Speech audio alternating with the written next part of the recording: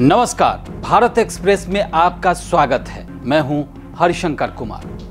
Nipah virus के संक्रमण से केरल में एक किशोर की मौत हो गई है। केरल सरकार ने खुद इसकी पुष्टि की है।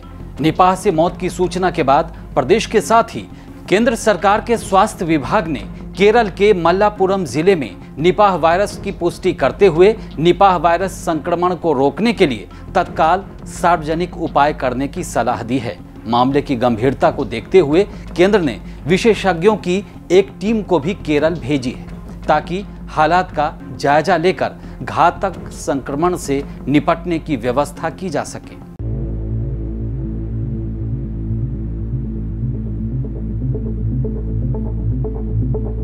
आपको बता दें कि निपाह वायरस का प्रकोप केरल में सबसे ज्यादा क्यों हो रहा है। इसका जवाब जानने से पहले इस बात की जानकारी हासिल करना ज्यादा जरूरी है कि इस वायरस से संक्रमण फैलता कैसे है। दरअसल निपाह वायरस जानवरों से इंसानों में फैलता है। फल खाने वाले चमगादड़ और सूअर या इस जैसे जानवर इस वायरस के लिए सबसे मुफीद माने जाते हैं। मलेशिया के कम्पंग सुंगाई निपाह में इस संक्रमण का पहला मामला सामने आया था। इसके बाद से ही इसे निपाह वायरस के नाम से जाना जाता है। निपाह वायरस संक्रमण का पहला मामला साल 1998 में सामने आया था। आपको बता दें कि संक्रमित व्यक्ति में 40 से 75% मामलों में जान जाने का खतरा रहता है।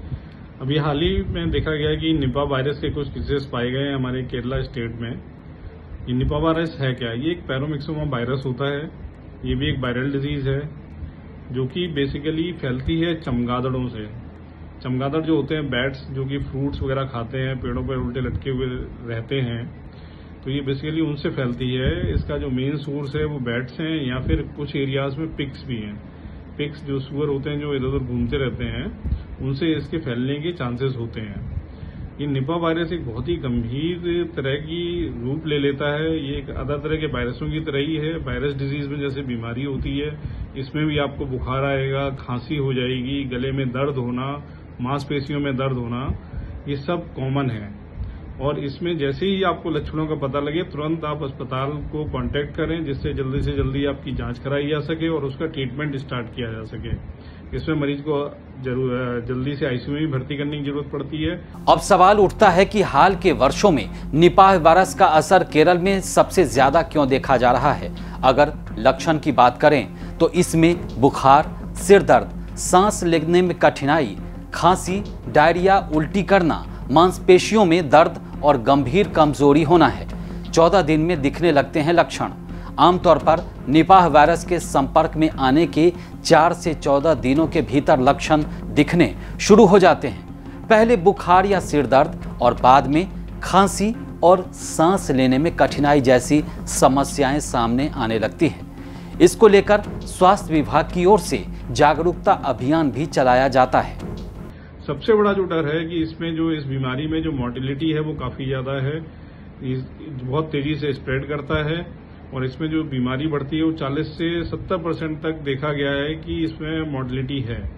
अगर हम अर्ली स्टेज में इसको डायग्नोज कर लेते हैं, सही टाइम पे बीमारी का इलाज हो जाता है, तो ये बीमारी काफी हद तक कंट्रोलेबल है। इसको हम रोक सकते हैं, इंसान की जान बच जाती है। इसको प्रिवेंशन कैसे कर सकते हैं? इससे ये बार बार एक दूसरे से ना फैले। तो जैसा कि हम कोविड के टाइम पे या अदर वायरल इन्फेक्शन में बताते हैं कि सबसे इम्पोर्टेंट होता है hand washing with soap and water. हर घर में साबुन है, पानी है। जब भी आप किसी चीज को छू रहे हैं जो बाहर से आपके घर में आ रही है, सबसे पहले उसको भी क्लीन कर लें, अच्छे से पानी से धो लें। अपने हाथों को साबुन और पानी से बार बार धोते रहें। प्लस क्या है कि जहां पे भी आपने जिन हिस्सों में आपने देखा कि पेड़ों पे चमगादड़ वगैरह लटके रहते हैं या जहां पे भी चमगादड़ रहते हैं, उन हिस्सों में जाना अवॉइड करें। या फिर उन पेड़ों से गिरे हुई कोई भी चीज, चाहे वो पत्तियां हों, चाहे वो फल हों, उन चीजों को अवॉइड करें, उनको टच ना करें। या जिन हिस्सों में पिग्स रहते हैं उन एरियाज में जाना अवॉइड करें, क्योंकि प्रिवेंशन, जैसे कहते हैं कि prevention is the best medicine. तो if you can prevent the disease, तो इससे अच्छा कुछ है ही नहीं है। बीमारी हो जाने के बाद, उसके लक्षण आने के बाद उसको ट्रीट करना it's very difficult. So it's better to avoid the disease and stay healthy. Paschim Bengal में भी फैल चुका है निपाह संक्रमण। भारत में निपाह वायरस का संक्रमण पहली बार पश्चिम बंगाल में फैला था। निपाह वायरस आउटब्रेक का दूसरा मामला भी पश्चिम बंगाल में ही सामने आया था। तीसरा ऐसा मामला केरल में सामने आया। पश्चिम बंगाल में साल 2001 और 2007 में 2 बार निपाह वायरस से संक्रमण फैला था। इसके बाद मई 2018 में केरल में निपाह संक्रमण का मामला पहली बार सामने आया था। पिछले कुछ साल से केरल में निपाह संक्रमण के मामले सामने लगातार आ रहे हैं। आपको हमारा ये वीडियो अच्छा लगा तो इसे लाइक कीजिएगा और हमारे YouTube चैनल को सब्सक्राइब कीजिए। नमस्कार।